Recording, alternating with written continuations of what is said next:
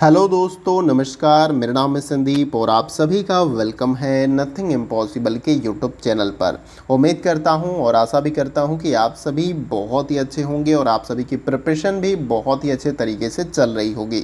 तो आज की इस वीडियो में हम लोग यूजीसी नेट फर्स्ट पेपर में एग्ज़ाम 2022 और 23 के पॉइंट ऑफ व्यू से लोक विकास एवं पर्यावरण वाले यूनिट से, जिसको इंग्लिश में पीपुल एंड इन्वायरमेंट भी कहते हैं, तो आज के इस वीडियो में हम इसके सिलेबस को देखेंगे। यूजीसी नेट के अकॉर्डिंग क्या सिलेबस है, क्या क्या टॉपिक हमें पढ़ना है, और एक टॉपिक को जो है आज के इस वीडियो में मैं कवर भी करूंगा।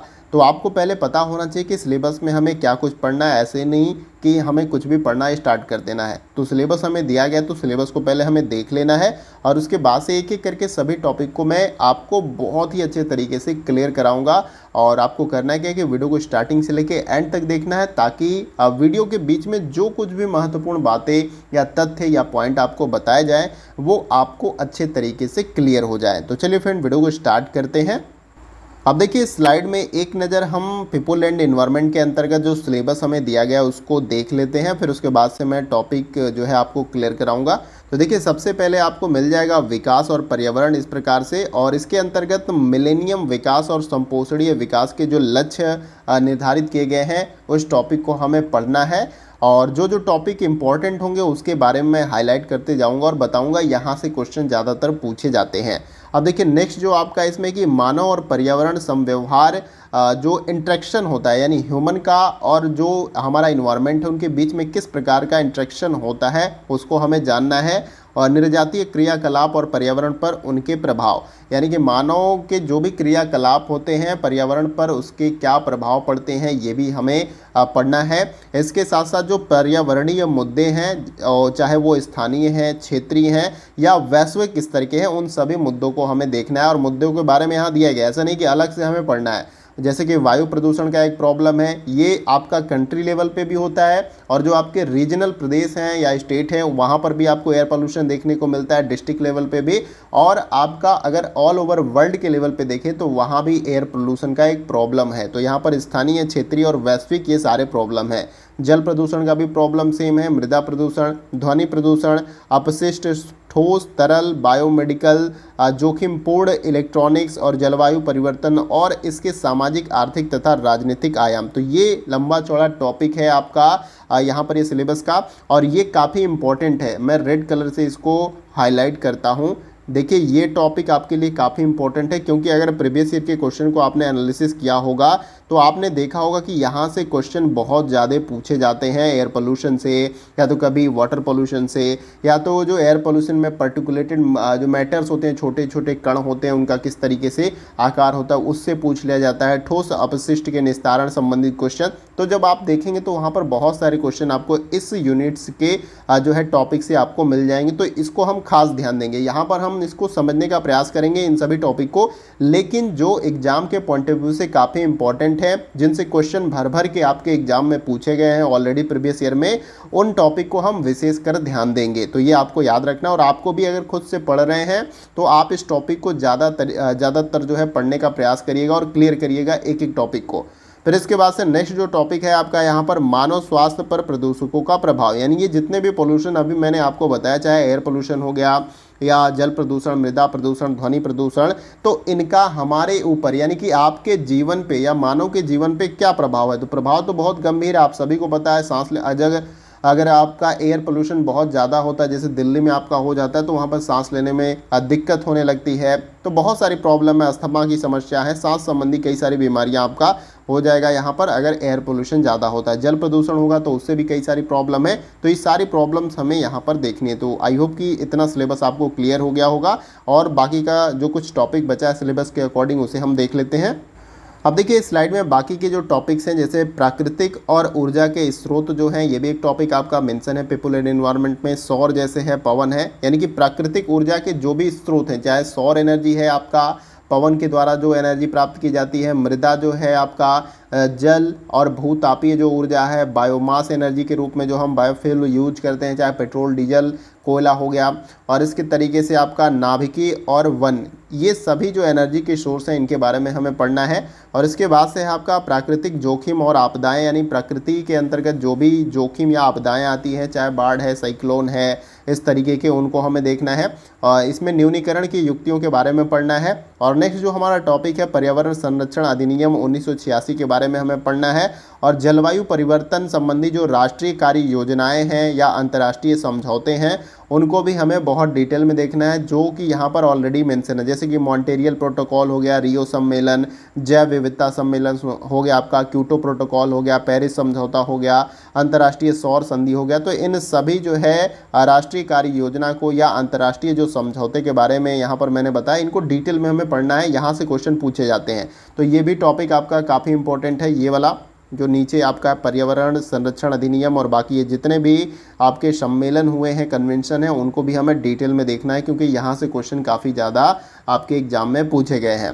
अब देखिए, ये जब भी कोई प्रॉब्लम होती है तो अंतर्राष्ट्रीय लेवल पे भी बहुत सारे सम्मेलन जो है आयोजित किए जाते हैं उस समस्या को दूर करें, चाहे एयर पोल्यूशन की समस्या हो या फिर ग्लोबल वार्मिंग की प्रॉब्लम हो, तो इनको लेकर काफ़ी डिस्कशन होता है एक डेस्क पे, और कोई सोल्यूशन के ऊपर पहुंचने का प्रयास किया जाता है भाई कि एक साल में हमें इसको कम करना है, इसके लिए क्या क्या स्टेप लेना है, सबकी जिम्मेदारी अलग अलग देश की क्या है, यही सारा कुछ डिस्कशन होता है। जैसे कि आप एक छोटे से परिवार में अगर कोई प्रॉब्लम आ जाती है तो 4 लोग अगर मेंबर हैं परिवार में, तो 4 लोग बैठ के डिस्कशन करते हैं कि इस प्रॉब्लम को कैसे सॉल्व करना है। तो ये बड़े लेवल पे आप समझ सकते हैं, बड़े लेवल पे कंट्री के जो रिप्रेजेंटेटर होते हैं, जो रिप्रेजेंट करते हैं, चाहे प्राइम मिनिस्टर उनके हो गए, चाहे राष्ट्र जो भी उनके रिप्रेजेंट करते हैं अपने कंट्री को, तो वो मीटिंग में जाते हैं और ये सारा कुछ डिस्कशन वहाँ पर होता है। तो आई होप कि ये सिलेबस आपको अच्छे तरीके से क्लियर हो गया। तो आज के इस वीडियो में मैं आपको जो इसका बेसिक है, फंडामेंटल कह लीजिए, जैसे कि पर्यावरण क्या है, पारिस्थितिकी तंत्र क्या है, इसके बारे में आपको क्लियर करूँगा। और उसके बाद से जो आपका यहाँ पर टॉपिक है, जो यहाँ पर मिलेनियम विकास और संपोषणीय विकास के जो लक्ष्य हैं, इस टॉपिक को मैं नेक्स्ट वीडियो में कवर करूंगा। लेकिन यहाँ पर हम फंडामेंटल जो पर्यावरण के बारे में जो है जानने का प्रयास करेंगे, पर्यावरण है क्या आखिर, उसके बाद पारिस्थितिकी तंत्र क्या है, इस सबको समझने का प्रयास करेंगे। तो आइए उसे देखते हैं। अब देखिए, यहाँ पर मैंने टॉपिक भी मेंशन कर रखा है, पर्यावरण और पारिस्थितिकी तंत्र के बारे में आज के इस वीडियो में पढ़ने वाले हैं। वैसे तो मैंने सिलेबस को भी आपको क्लियर कराया कि सिलेबस के अंतर्गत हमें क्या कुछ पढ़ना है, तो सिलेबस आपने अच्छे तरीके से समझ लिया। लेकिन आज के इस वीडियो में हम क्या पढ़ेंगे, पर्यावरण और पारिस्थितिकी तंत्र के बारे में, ये भी आपके एग्जाम के पॉइंट ऑफ व्यू से काफ़ी इंपॉर्टेंट है। तो चलिए इस टॉपिक को अच्छे तरीके से क्लियर करते हैं। अब देखिए, स्लाइड में सबसे पहले हम ये जानने का प्रयास करेंगे कि आखिर पर्यावरण या एनवायरनमेंट क्या है। आई होप कि ऑलरेडी इसके बारे में आप सभी को बहुत कुछ पता होगा, क्योंकि जब भी कोई समस्या हमारे ऊपर आती है या किसी भी देश या ग्लोबल लेवल का कोई मुद्दा होता है पर्यावरण के संदर्भ में, तो हम सोचने लगते हैं, चाहे एयर पोल्यूशन की बात हो जाए, चाहे ग्लोबल वार्मिंग की, तब हमें अपने पर्यावरण की चिंता होने लगती है कि नहीं, अब पर्यावरण को थोड़ा सा संभालना है, नहीं तो हमारे ऊपर बहुत बड़ी आपदा कह लीजिए या प्रॉब्लम आ सकती है। तो सबसे पहले पर्यावरण के बारे में हम समझते हैं। देखिए, पर्यावरण शब्द का निर्माण 2 शब्दों से मिलकर हुआ है, जिसमें पहला शब्द आपका परि है तथा दूसरा आवरण है। परि का मतलब क्या होता है, परि का मतलब होता है चारों ओर, तथा यहाँ पर आवरण का मतलब क्या होता है, घेरे हुए, यानी आप किससे घिरे हुए हैं। पर्यावरण का परि का मतलब चारों ओर, चारों ओर से आप किस चीज़ से घिरे हैं, पेड़ पौधे, जीव जंतु, हवा, जल, इन सब चीज़ों से घिरे हुए, यही हमारा पर्यावरण है। आई होप कि आपको अच्छे तरीके से क्लियर हो रहा होगा।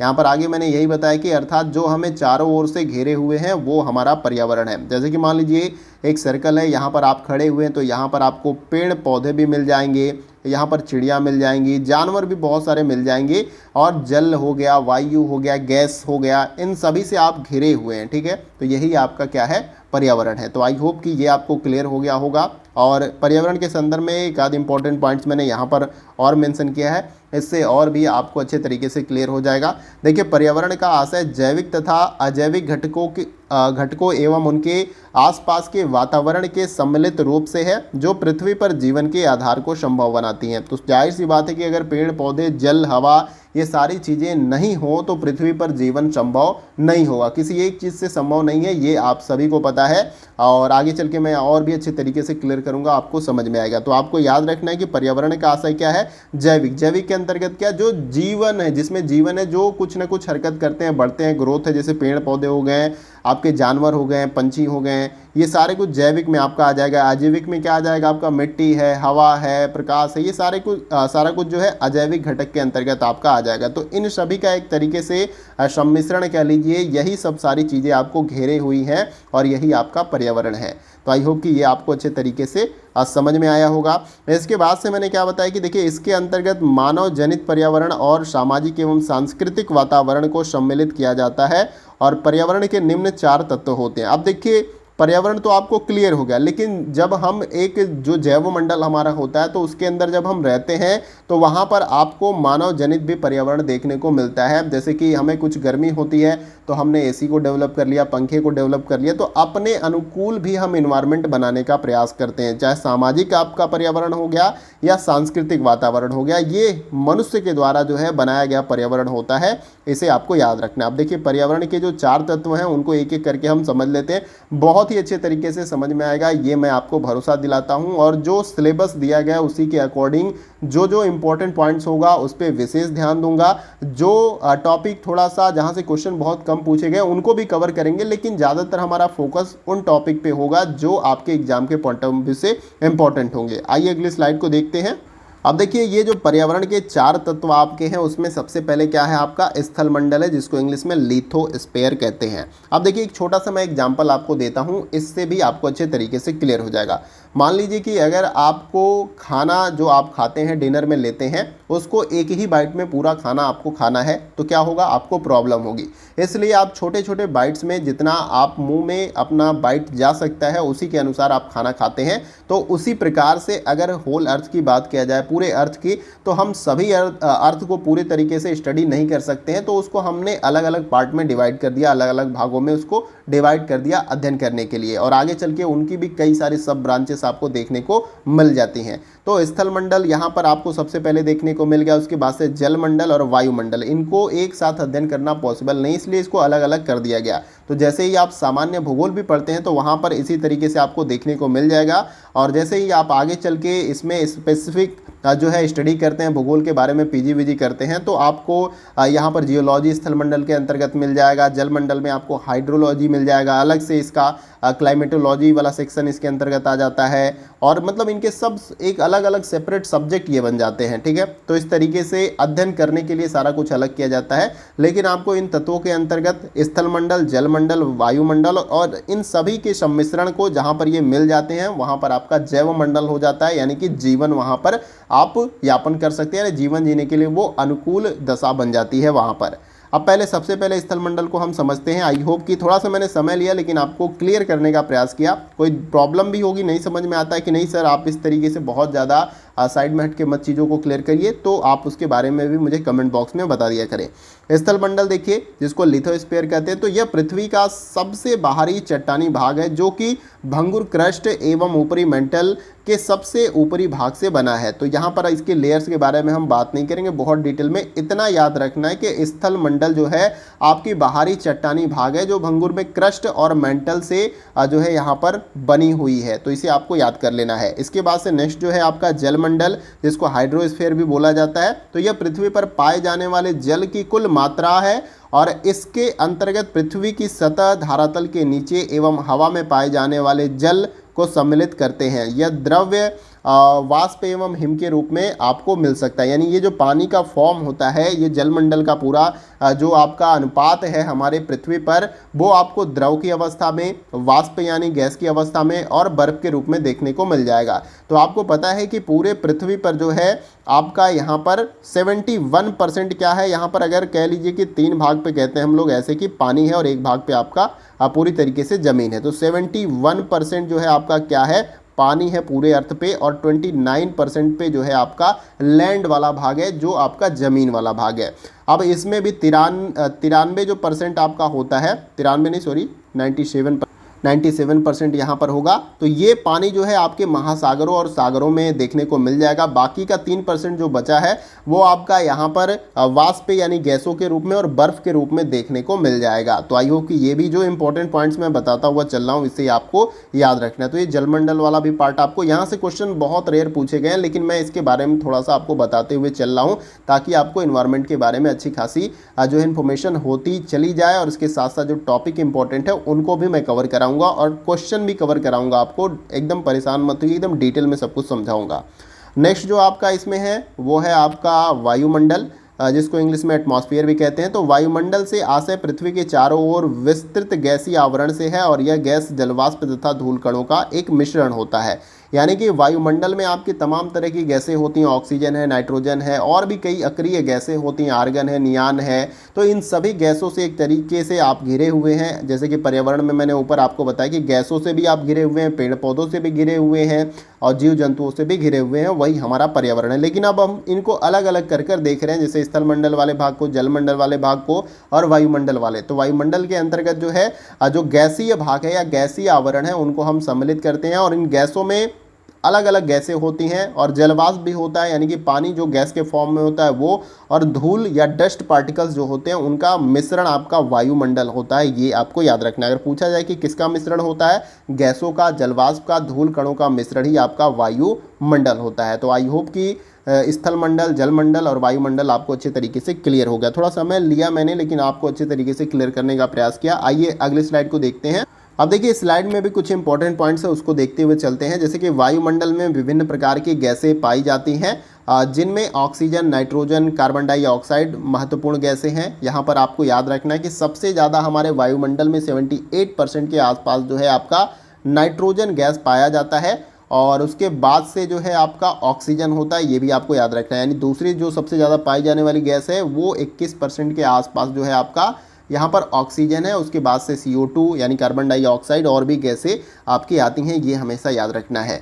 अब इसके बाद से नेक्स्ट जो पॉइंट है आपका कि वायुमंडल के विभिन्न परतों में क्षोभ मंडल है आपका, समताप मंडल है, मध्य मंडल है तथा बाह्यमंडल सम्मिलित किया जाता है, जिनमें प्रथम दो परतें पर्यावरण को मुख्य रूप से प्रभावित करती हैं। तो प्रथम दो परतें कौन सी हैं? क्षोभ मंडल है और समताप मंडल। ये दोनों ऐसी परतें हैं जो आपके पर्यावरण को क्या करती हैं? प्रभावित करती हैं। अभी मैं इनकी लेयर्स को जो है इमेज के माध्यम से आपको क्लियर करने का प्रयास करूंगा। अब देखिए नेक्स्ट जो आपका मंडल है वो है जैव मंडल, जिसको इंग्लिश में बायोस्फीयर कहते हैं। अब देखिए यहाँ पर छोटा सा मैंने एक डायग्राम कह लीजिए अब बना रखा है, या इसकी इमेज लगा रखी है, जिससे आपको क्लियर हो जाएगा। अब देखिए मैंने क्या बताया कि बायोम के समूह को जैवमंडल कहते हैं, यानी कि जहाँ पर जीव जंतु पेड़ पौधे रहते हैं वही आपका जो है बायोम वाला सेक्शन है।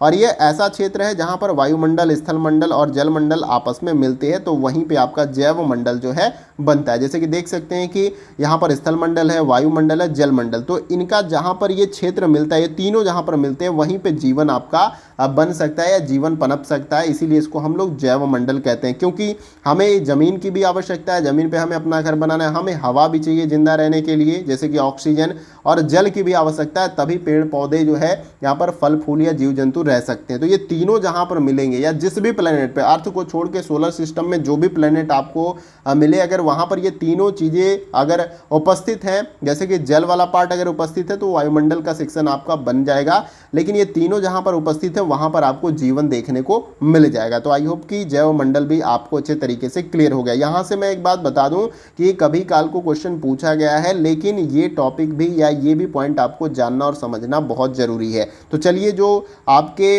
वायुमंडल के लेयर्स हैं उनके इमेज के थ्रू मैं आपको सारा कुछ क्लियर कर देता हूँ, वायुमंडल वाला भी पार्ट्स। देखिए यहाँ पर मैंने एक छोटा सा इमेज लगा रखा है, थोड़ा जगह की कमी है लेकिन मैं आपको क्लियर कर दूंगा। तो सबसे जो पहला लेयर्स आपका आता है इस परतों में या वायुमंडल की इस परतों में, तो वो आपका आता है क्षोभ मंडल वाला भाग। ये आपको याद रखना है, और ये सबसे महत्वपूर्ण इसलिए ज़्यादातर और भी एग्जामों, चाहे वनडे एग्जाम हो गया, चाहे SSC हो गया और भी कोई एग्जाम, तो उसमें यहाँ से क्वेश्चन कई बार पूछे गए हैं। तो जितनी भी मौसम संबंधी घटनाएं आपकी होती हैं वो क्षोभ मंडल, जिसको ट्रोपोस्फीयर भी कहा जाता है, तो ये इंग्लिश में नेम जो है उसको भी आपको याद रखना है। अगर पृथ्वी की सतह से अगर हम बात करें स्थल वाले भाग से, तो इसकी ऊंचाई कितनी होती है? 0 से 12 किलोमीटर, यानी कि ये जो आपका अर्थ का सरफेस है, ज़मीन है, इससे ऊंचाई इसकी 0 से 12 किलोमीटर ऊपर तक जो है क्षोभ मंडल का आपका लेयर होता है, ये हमेशा याद रखना है। और इसके बाद से जो है 13 से 50 किलोमीटर के बीच में आपका समताप मंडल वाला भाग होता है। और इसी समताप मंडल में जो आपकी महत्वपूर्ण लेयर या परत है वो है ओजोन परत, जिसको O3 से इंडिकेट करते हैं, ये आपको याद रखना है। तो आई होप कि ये भी आपको क्लियर हो गया। और उसके बाद से 51 से 80 किलोमीटर के बीच में आपका आता है मध्य मंडल वाला भाग, ये आपको याद रखना है, जिसमें उल्का आकर पूरी तरीके से समाप्त हो जाती है। जैसे कि सोलर सिस्टम में उल्का पिंड है, जब भी वो हमारे अर्थ की ग्रेविटी के संपर्क में आने के बाद अपने तरफ खींची चली आती है, तो हमारे जो एटमॉस्फेयर है, वायुमंडल की जो परत है, उसमें फ्रिक्शन की वजह से वो पूरी तरीके से खत्म हो जाता है। इसके बाद से नेक्स्ट जो आपकी लेयर आती है यहाँ पर, वो है आपका तापमंडल, थर्मोस्फेयर जिसको बोलते हैं। और इसी में आपका आयन मंडल वाला हिस्सा आता है, जिसमें सैटेलाइट संबंधी सारी चीज़ें होती हैं। और यहाँ पर जो है इसके बाद से ये देखिए जो मध्य मंडल वाले भाग है, इसके ऊपर से जो है अंतरिक्ष का जो है आरंभ हो जाता है, स्पेस वाले पार्ट का। और लास्ट में जो आपका यहाँ पर है बाह्यमंडल, जिसकी ऊंचाई हमारे पृथ्वी तल से 800 से 1000 किलोमीटर के आसपास होती है। ये हमेशा याद रखना है। यहाँ पर अंतरिक्ष यान और सैटेलाइट्स जैसे काम जो होते हैं और रॉकेट जो है छोड़े जाते हैं, जैसे कि आप यहाँ पर देख सकते हैं इमेज में। तो आई होप कि ये आपको क्लियर हो गया। तो यहाँ पर बेसिक चीज़ें आपको जानते हुए चलना है, क्योंकि सिलेबस में जो कुछ मेंशन है उसे हमें ज़्यादातर ध्यान देना है, क्योंकि क्वेश्चन वहीं से आपको पूछे जाने हैं। आइए अब आगे देखते हैं इसमें। अब देखिए यहाँ पर कुछ और इम्पोर्टेंट पॉइंट्स है वायुमंडल के संदर्भ में ही, तो उसे हम देख लेते हैं। तो देखिए यहाँ पर मैंने बताया है कि थोड़ा सा कलर में चेंज कर लूँ पेन का। वायु पृथ्वी के द्रव्यमान का अभिन्न भाग होता है तथा इसके कुल द्रव्यमान का 99% भाग पृथ्वी की सतह से 32 किलोमीटर की ऊंचाई तक आपको देखने को मिल जाती है। यानी कि जो आपका गैसों वाला भाग होता है, उसका जितना भी द्रव्यमान होता है, कुल द्रव्यमान का 99% जो भाग है वो पृथ्वी की सतह से 32 किलोमीटर की ऊंचाई तक आपको देखने को मिलेगा। उसके ऊपर आपको ये गैसें दिखाई नहीं देंगी, इनका द्रव्यमान बहुत ही कम हो जाएगा। और इसके बीच में जैसे 32 किलोमीटर के बीच में आपका क्षोभ मंडल भी आ जाएगा, समताप मंडल भी आ जाएगा, और इसके साथ साथ जो ओजोन लेयर है वो भी आपकी आ जाएगी। तो इन्हीं लेयर के बीच में ये गैसों का, ये वायु का द्रव्यमान ज़्यादातर है, इसके ऊपर बहुत कम आपको देखने को मिलेगा। तो ये भी पॉइंट आपको याद रखना है। और इसके बाद से 120 किलोमीटर की ऊंचाई पर ऑक्सीजन की मात्रा नगण्य हो जाती है। यानी कि जैसे ही 120 किलोमीटर के ऊपर एकदम चले जाते हैं, तो वहाँ पर ऑक्सीजन की मात्रा आपको नगण्य एकदम देखने को मिलेगी। इसके बाद से जो नेक्स्ट पॉइंट है कि कार्बन डाइऑक्साइड एवं जल वाष्प पृथ्वी की सतह से 90 किलोमीटर की ऊंचाई तक ही पाए जाते हैं। ये आपको याद रखना है। कार्बन डाइऑक्साइड जो गैस है और आपके जलवाष्प जो होते हैं वो जो है 90 किलोमीटर की ऊंचाई तक पाए जाते हैं। उसके बाद से इनकी मात्रा आपको देखने को नहीं मिलेगी एटमॉस्फेयर में। उसके बाद से जो नेक्स्ट पॉइंट है कि जलवाष्प वायुमंडल में उपस्थित ऐसी परिवर्तनीय गैस है जो ऊंचाई के साथ घटती जाती है। यानी जलवाष्प जैसे जैसे आप ऊपर जाएंगे पृथ्वी की सतह से, वैसे वैसे आपको जलवाष्प की मात्रा कम देखने को मिलेगी। ये आपको याद रखना है। तो वायुमंडल के संदर्भ में ये भी जो इंपॉर्टेंट पॉइंट्स मैंने आपको बताया वो याद रखना है। आइए अगली स्लाइड को देखते हैं।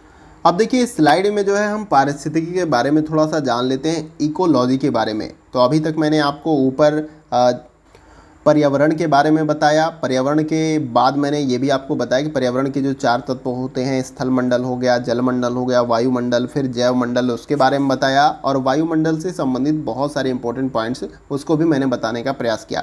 अब इकोलॉजी के बारे में थोड़ा सा हम जानते हैं। देखिए यहाँ पर मैंने बताया कि पारिस्थितिकी वह विज्ञान है जिसके अंतर्गत एक तरफ समस्त जीवों तथा भौतिक पर्यावरण के मध्य तथा दूसरी तरफ विभिन्न जीवों के मध्य पारस्परिक अंतर संबंधों का वैज्ञानिक अध्ययन किया जाता है। तो ये आपको याद रखना है कि पारिस्थितिकी वह विज्ञान है जिसके अंतर्गत हम समस्त जीवों तथा भौतिक जो हमारा पर्यावरण है उसके बीच में किस प्रकार का परस्पर संबंध है, अंतर संबंध होता है, इंटर रिलेशन आपको देखने को मिलता है, वही आपका वैज्ञानिक अध्ययन पूरी तरीके से इकोलॉजी के अंतर्गत होता है। अब देखिए कोई भी सब्जेक्ट होता है वो हम ह्यूमन से जोड़ के ही देखते हैं। जहाँ पर ह्यूमन या जो जीव समुदाय है उससे इंटरेक्शन नहीं होता है तो उस सब्जेक्ट का अस्तित्व भी बहुत कम देखा जाता है। तो जितने भी सब्जेक्ट हैं वो हम ह्यूमन से जोड़ के ही ज़्यादातर उसको देखते हैं। तो यहाँ पर जो आपका पर्यावरण है और उसके साथ साथ पर्यावरण के अंतर्गत जो जीव समुदाय है और भौतिक पर्यावरण है, इन दोनों के बीच में किस प्रकार का पारस्परिक अंतर संबंध है, उसी का वैज्ञानिक अध्ययन होता है पारिस्थितिकी या इकोलॉजी के अंतर्गत।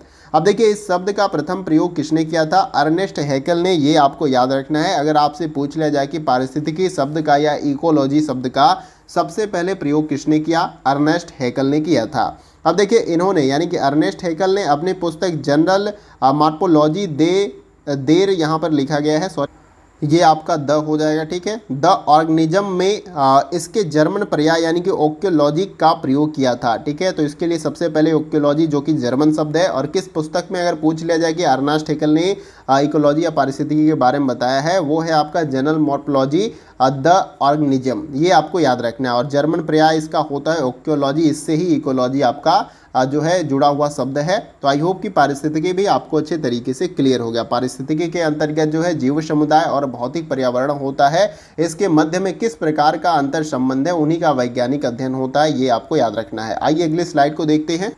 अब देखिए यहाँ पर आपने पारिस्थितिकी के बारे में जान लिया। अब जो पारिस्थितिकी तंत्र है उसके बारे में हम इस स्लाइड में जानेंगे, जिसको इंग्लिश में इकोसिस्टम भी कहा जाता है। अब देखिए उसके बारे में आपने जान लिया, बस थोड़ा सा एक तरीके से कह लीजिए उसी का अपडेटेड कह लीजिए या एक तंत्र कह लीजिए, जो जीव समुदाय, पेड़ पौधे और जो भी हवा जल जो भी कुछ है उसका एक तंत्र है, वही हमारा क्या है? पारिस्थितिकी तंत्र होता है।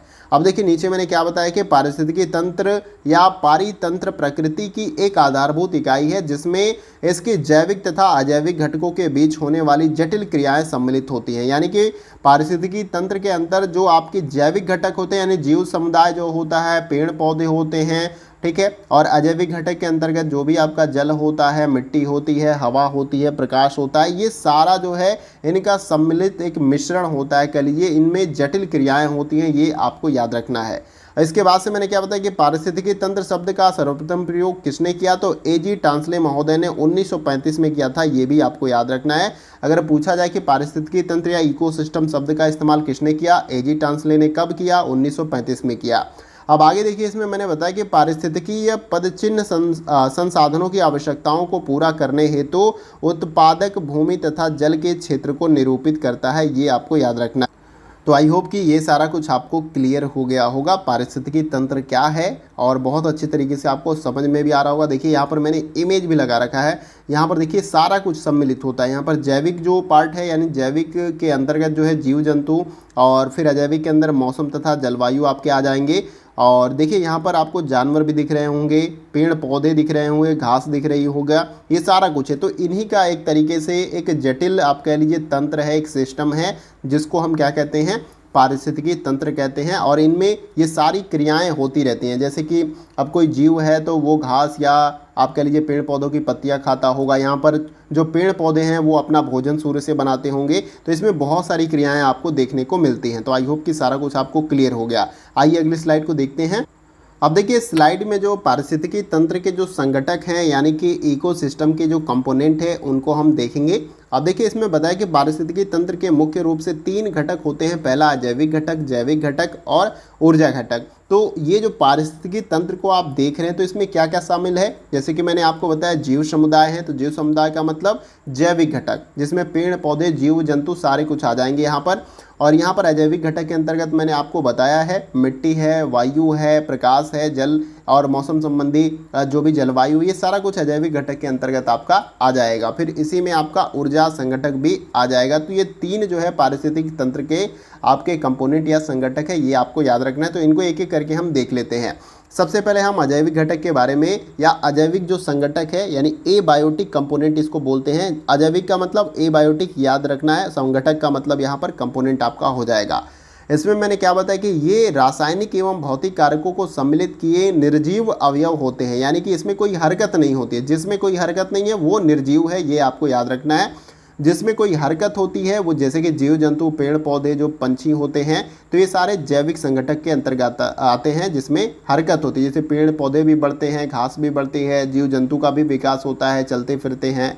तो इसलिए ये जैविक घटक के अंदर। अजैविक घटक के अंतर्गत जैसे कि मैंने बताया कि जो रासायनिक और भौतिक कंपोनेंट कह लीजिए या कारक आते हैं, वो सारा कुछ जो है आपके अजैविक घटक के अंतर्गत आते हैं, और ये निर्जीव अवयव होते हैं।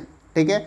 फिर उसके बाद से मैंने बताया कि जो जीवों की उत्तरजीविता एवं प्रजनन क्षमता को प्रभावित करते हैं, यानी कि ये जो आपके अजैविक संघटक होते हैं जो रासायनिक एवं भौतिक कारक के रूप में होते हैं, ये जीवों की उत्तरजीविता यानी किस प्रकार से वो सर्वाइव करेंगे और जो प्रजनन क्षमता होती है उनको प्रभावित करने का काम करते हैं। अब देखिए ये 4 मुख्य अजैविक घटक हैं आपके संगठक, जिसमें आपका प्रकाश है जिसके अंतर्गत ताप भी आपका आ जाएगा, तो ये एक ही आप समझ लीजिए। वायु है आपका, मृदा है, जल के अंतर्गत आपका आर्द्रता भी आ जाएगा। तो ये 4 अजैविक कारक हैं, याद रखना है आपको। क्या? प्रकाश या ताप समझ लीजिए, वायु, मृदा या जल, आर्द्रता आप इसको समझ लीजिए। ये सभी आपके क्या हैं? अजैविक संघटक हैं, और ये अजैविक आप कह लीजिए कि घटक के रूप में भी आप इन्हें देख सकते हैं। तो आई होप कि यहाँ पर पारिस्थितिकी तंत्र का संघटक क्लियर हो गया, और इसमें मैंने अजैविक जो संघटक आपको बताया वो भी आपको क्लियर हो गया। आइए अब अगली स्लाइड को देखते हैं। अब इसमें जो जैविक कंपोनेंट है यानी कि जो बायोटिक कंपोनेंट है जैविक संगठक, उसे हम देख लेते हैं। तो नाम से ही तात्पर्य है, आपको अच्छे तरीके से स्पष्ट हो रहा होगा कि ये जीवित अवयव होते हैं, यानी कि इसमें जान होती है, ग्रोथ होती है, पेड़ पौधे बढ़ते हैं, तो ये आपका जैविक कंपोनेंट में आ जाएगा। इसके बाद जीव जंतु आपके हैं, ये सारे कुछ जीव जिसमें हरकत होती है, जिसमें जान होती है, कह लीजिए जिसमें ग्रोथ आपको देखने को मिलती है, वो सारा कुछ जीवित अवयव जो भी देखते हैं वो सारा बायोटिक कंपोनेंट यानी कि जैविक संगठक के अंतर्गत आ जाएंगे। जिसके अंतर्गत उत्पादक आपके आते हैं, उत्पादक का मतलब जो भी घास वास है ये सारा कुछ आ जाएगा। उपभोक्ता यानी जो इनको उपभोग करते हैं, जो शाकाहारी जीव जंतु जानवर होते हैं। और अपघटक भी जो है आपके जैविक संगठक यानी कि बायोटिक कंपोनेंट के अंतर्गत आ जाते हैं, यानी कि जो उपभोक्ता होते हैं, उपभोग करते हैं उत्पाद का, उसके बाद वो भी मरते हैं, तो उनको अपघटित करने का काम ये अपघटक करते हैं, ये आपको याद रखना है। इसके बाद से मैंने क्या बताया कि कार्यात्मक आधार पर जैविक संगठक को 3 भाग में जो है डिवाइड किया गया है, या 3 भाग होते हैं। पहला है आपका स्वपोषित, और दूसरा यहाँ पर है आपका परपोषित, और यहाँ पर तीसरा है वियोजक। ये आपको याद रखना है। वियोजक का मतलब होता है डीकम्पोजर, ये अपघटक आपका यहाँ पर आ जाएगा। स्वपोषित, परपोषित और उसके बाद से वियोजक, तो इनको एक एक करके जो है हम समझने का प्रयास करेंगे।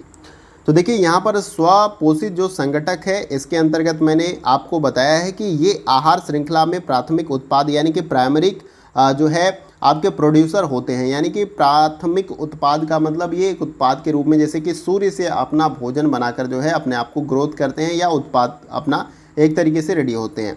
तो आपको याद रखना है कि जो हमारा आहार या खाद्य श्रृंखला है उसमें प्राथमिक उत्पाद के रूप में जो है ये होते हैं। इसके अंतर्गत हरे पौधे एवं कुछ बैक्टीरिया जो है आते हैं।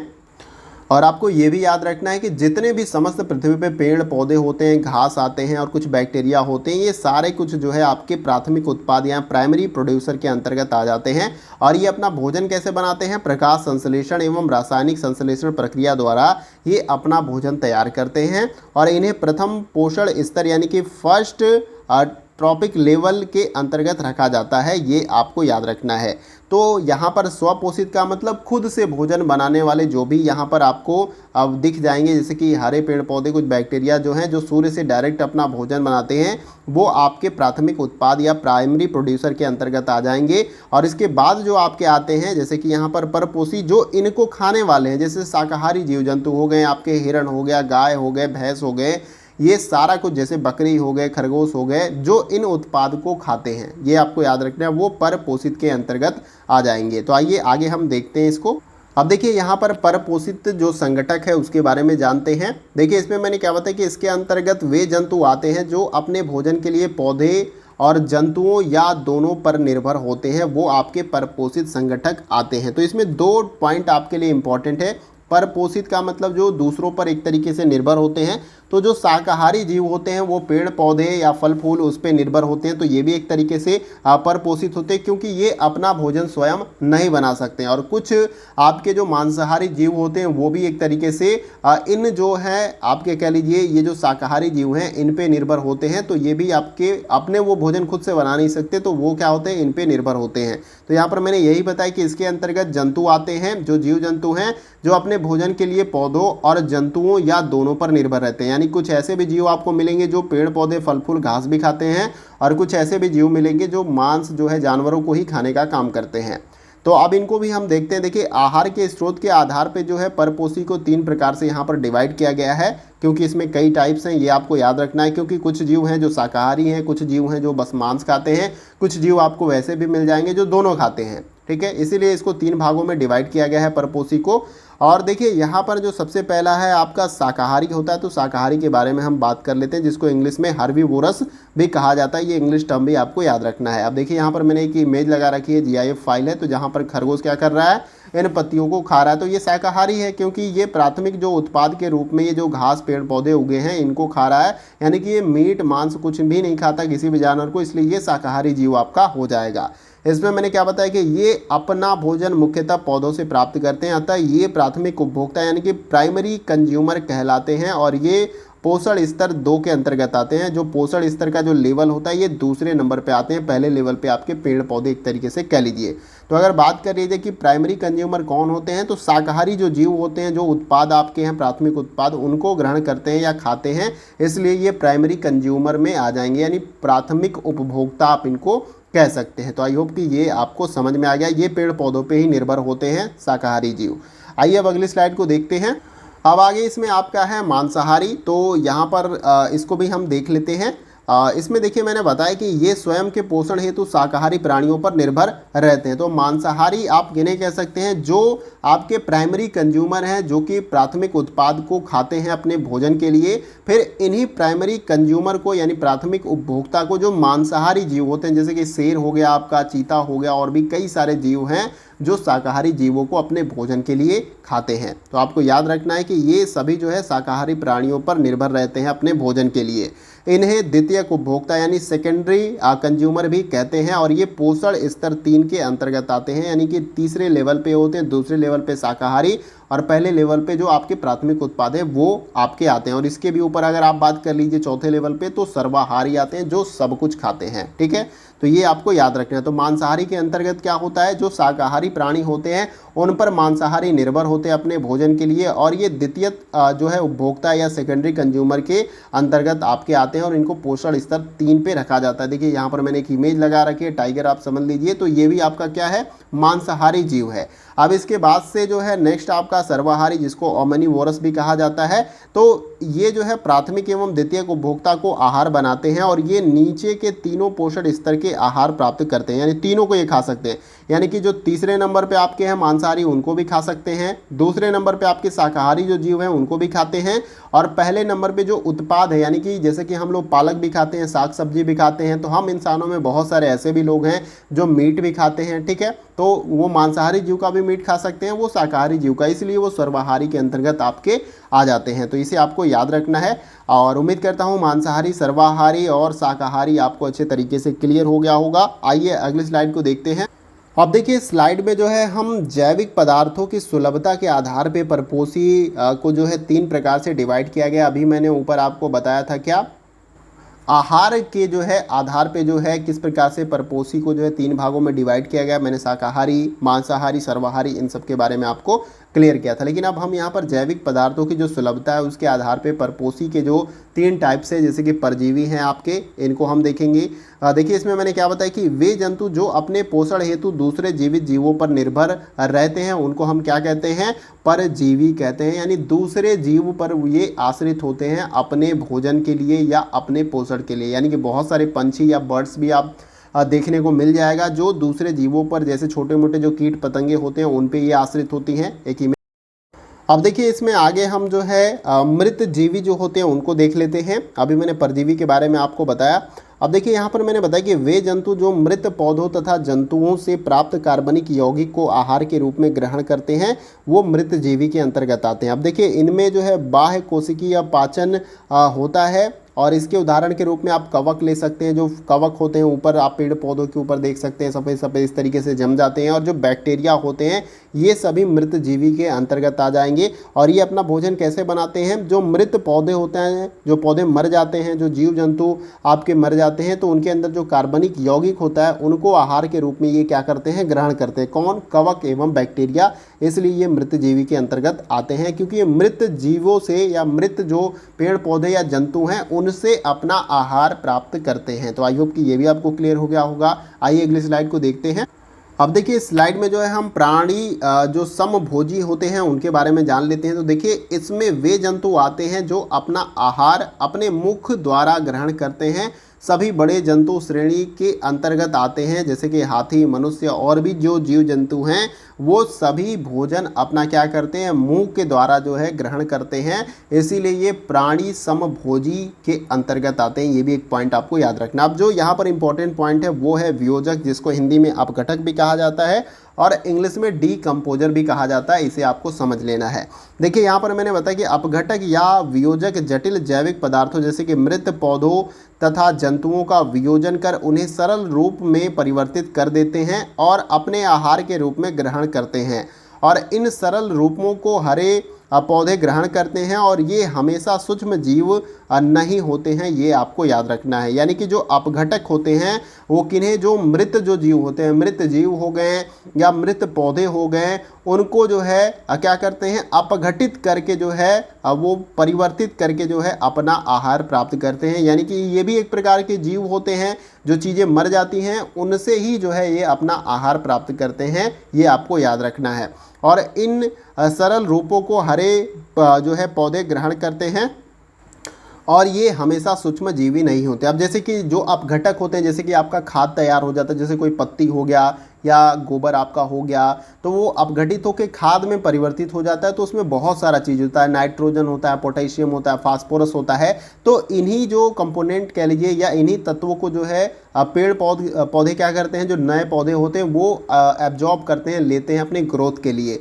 तो ये एक साइकिल होता है इकोसिस्टम का, आप समझ लीजिएगा। जैसे कि कोई चीज़ पेड़ पौधे हैं वो मरते हैं, अपघटित होते हैं, फिर से जो उनके इम्पोर्टेंट पॉइंट्स जो तत्व होते हैं, ये नाइट्रोजन कह लीजिए या जो भी कुछ कह लीजिए आप, पोटेशियम कह लीजिए, फास्फोरस कह लीजिए, वो मिट्टी में मिल जाते हैं। ये अपघटक के द्वारा अपघटित करके और फिर से नए पौधे उन्हें अवशोषित करते हैं। तो ये आई होप कि आपको क्लियर हो गया अपघटक के बारे में, जिसको वियोजक डिकम्पोजर भी कहा जाता है। और यहाँ पर इमेज भी आप देख सकते हैं कि कैसे ये आपके पत्तियों का कह लीजिए या पेड़ पौधे की जो सूखी लकड़ियाँ होती हैं उनको अपघटित करने का काम करती हैं। तो आई होप कि ये टॉपिक भी आपको अच्छे तरीके से, या जो मैंने पॉइंट्स आपको बताया वो क्लियर हो गया। आइए अगली स्लाइड को देखते हैं। अब देखिए ये जो आपके डिकम्पोजर हैं या अपघटक हैं, इनके भी कई टाइप्स होते हैं, तो इनको हम देख लेते हैं। तो सबसे पहले इसमें है आपका कवक या बैक्टीरिया।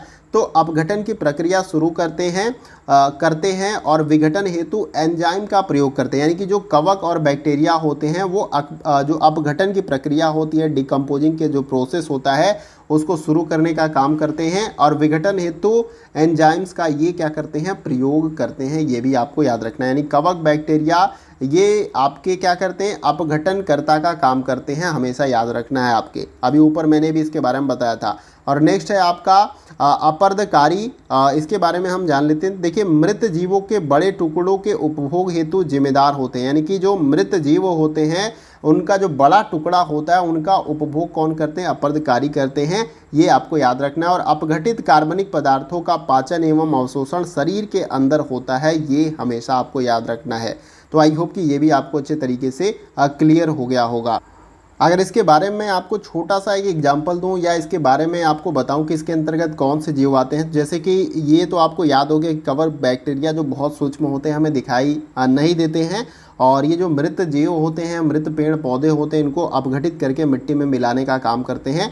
लेकिन जो जीव जंतु होते हैं जिनका बड़ा एक स्ट्रक्चर होता है बॉडी का और उतना बड़ा भाग इतना जल्दी अपघटित नहीं हो सकता, तो कुछ पार्ट्स उनके जो है जो प्रेडिटर्स होते हैं, गिद्ध, चिल, वो खा जाते हैं। और उसके बाद से छोटे छोटे और भी जीव होते हैं जो इनके बड़े टुकड़ों को खाकर कम कर देते हैं और बाकी का जो बड़ा छोटा पार्ट्स बच जाता है उनको ये कवक बैक्टीरिया क्या करते हैं, अपघटित करके मिट्टी में मिला देते हैं। तो आई होप कि ये भी आपको समझ में आ गया होगा। आइए अगली स्लाइड को देखते हैं।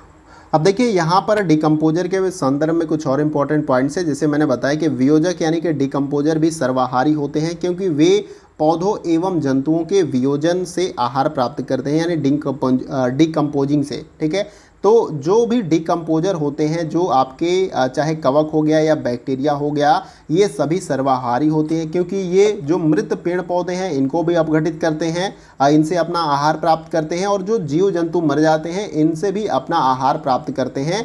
जो है वियोजन के द्वारा, इसलिए ये सर्वाहारी के अंतर्गत आप इनको शामिल कर सकते हैं। नेक्स्ट जो है मृत जीवी, तो इसमें थोड़ा सा हम देख लेते हैं। मृत जीवी मृत पौधों एवं जीवों के कार्बनिक पदार्थों को विघटित करने हेतु प्रोटीएज तथा लाइपेज का स्राव करते हैं, ये आपको याद रखना है। तो यानी कि जो मृत जीव या पेड़ पौधे होते हैं उसमें जो है उनका विघटन करने के लिए जो है प्रोटीएज तथा लाइपेज का स्राव जो है ये मृत जीवी करते हैं। इसके बाद से पारितंत्र में कार्बनिक पदार्थों के पुनः चक्रण हेतु वियोजक यानी कि डीकम्पोजिंग कह लीजिए महत्वपूर्ण होती है, ये हमेशा आपको याद रखना है। यानी जो पारिस्थितिकी तंत्र का एक सिस्टम है, यानी कोई जीव बड़ा हुआ विकास हुआ, वो अपने अंतिम चरण में गया, उसके बाद वो मृत हो गया, फिर उसको फिर से अपघटित हुआ और उसके जो भी पोषक तत्व हैं मिट्टी में मिल गए, फिर उन्हीं पोषक तत्वों को लेकर जो पेड़ पौधे फिर बड़े होते हैं, फिर वो उनका एक समय काल होता है। तो ये साइकिल कह लीजिए, ये पुनः चक्रण देखिए यहाँ पर लिखा गया, ये चलता रहता है, ऐसा नहीं कि ये रुक जाता है, ये आपको याद रखना है। इसीलिए पर्यावरण अपने आप में एक अनोखा, उसको जितना स्टडी आप करिए, जितना आप समझने का प्रयास करिए, उतना वो गहराइयों में आपको ले जाती है, आप समझ सकते हैं। इसके बाद से नेक्स्ट जो है अपरदकारी, मुख्यतः जो है अकशेरुकी होते हैं। इसके अंतर्गत जो है केचुआ, दीमक, सी स्टार, केकड़ा मृत जीवियों को उनके कार्यों में मदद करते हैं, ये आपको याद रखना है।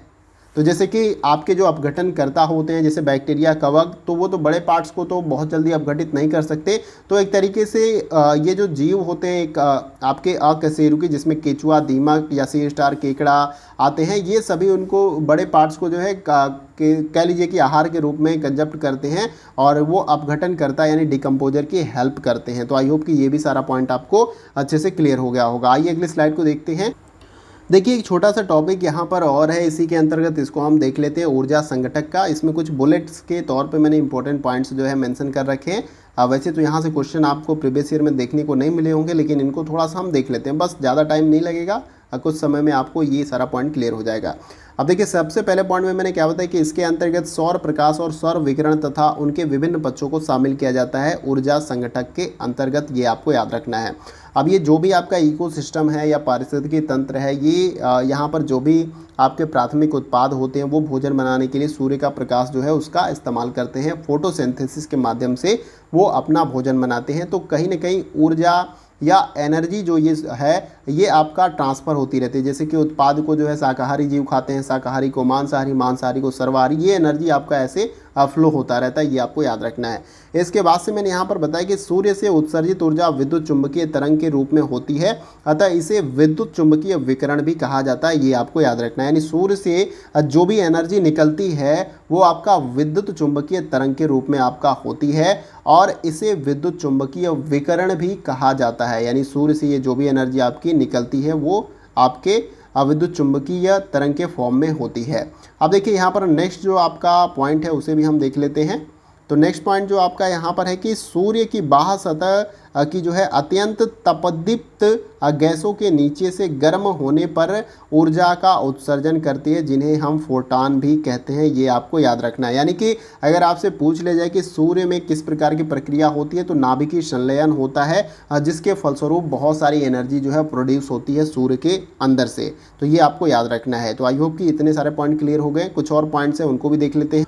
अब देखिए यहाँ पर जो कुछ पॉइंट्स हैं उसी के अंतर्गत उसको देखते हैं। जैसे पृथ्वी की सतह पर प्राप्त सौर ऊर्जा को सूर्य तप यानी कि आइसोलेशन और सौर विकिरण यानी कि सोलर रेडिएशन भी कहते हैं। ये कुछ टर्म्स हैं, याद रखना है आपको कि पृथ्वी की सतह पर प्राप्त सौर ऊर्जा को सूर्य तप कहते हैं, इंग्लिश में आइसोलेशन, और सौर विकिरण यानी कि सोलर रेडिएशन कहते हैं। नेक्स्ट जो पॉइंट है यहाँ पर कि पृथ्वी की क्षैतिज सतह पर पहुँचने वाले सकल और सौर विकिरण को भूमंडलीय विकिरण यानी कि ग्लोबल रेडिएशन भी कहा जाता है। तो कुछ इंपॉर्टेंट पॉइंट्स है ऊर्जा संगठक के रूप में, इसे आपको याद रखना है।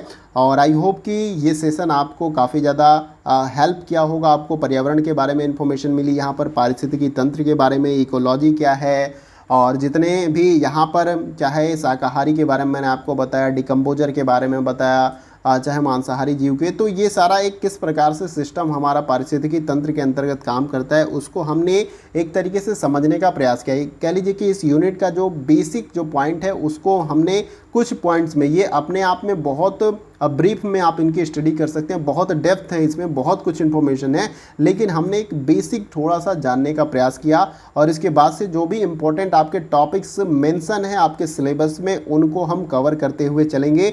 बहुत कुछ है पढ़ने को, लेकिन हम वही पढ़ेंगे जो कि एग्जाम में पूछा जा सकता है। ठीक है, आप डेप्थ में बहुत कुछ पढ़ सकते हैं, ये मैं आपको बता देता हूं। आप चाहो तो अपने से भी बहुत सारे ऐसे तथ्य हैं जिनको डिटेल में आप कवर कर सकते हैं, पढ़ सकते हैं, लेकिन हम यहाँ पर कम समय में स्मार्ट स्टडी करने का प्रयास करेंगे और इसके साथ साथ आपको प्रीवियस ईयर के क्वेश्चन भी मिलेंगे और आप वहाँ पर देख सकते हैं कि किस टॉपिक से ज़्यादातर क्वेश्चन आपके पूछे गए हैं। तो उम्मीद करता हूँ वीडियो का सेशन आप सभी को पसंद आया होगा।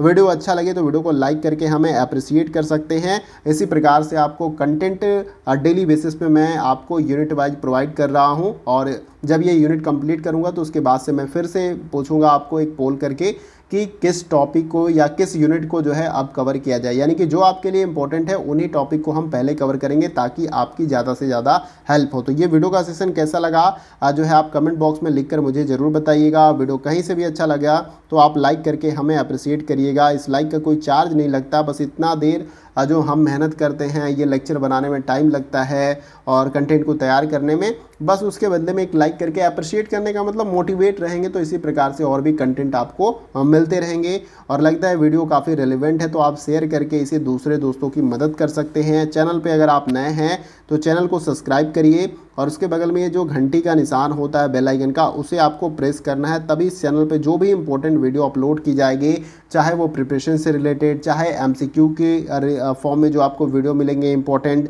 या एग्जाम अपडेट हो गया, जॉब अपडेट हो गया, यानी कि आप किसी भी एग्जाम के प्रिपरेशन करते हैं आप इस चैनल को ज्वाइन करिए। आपको निश्चित रूप से इस चैनल से फ़ायदा होगा। हम बहुत ईमानदारी के साथ जो है मेहनत करते हैं ताकि आप अपने एग्ज़ाम में जो है पास हो सके, एग्ज़ाम को क्लियर कर सके, जो भी आपने गोल या माइलस्टोन सेट किया है उसको आप अचीव कर सके। उसमें हम अपना जो थोड़ा बहुत कंट्रीब्यूशन है उसे देने का प्रयास करते हैं। तो आप अगर नए व्यूअर हैं तो चैनल को सब्सक्राइब करके बेल आइकन जरूर प्रेस कर लीजिए, इससे आपको काफ़ी ज़्यादा हेल्प मिलेगी। तो फ्रेंड्स आज की वीडियो में बस इतना ही, फिर मिलते हैं अगली वीडियो में कुछ और इंपॉर्टेंट टॉपिक के साथ। तब तक के लिए जय हिंद, जय भारत।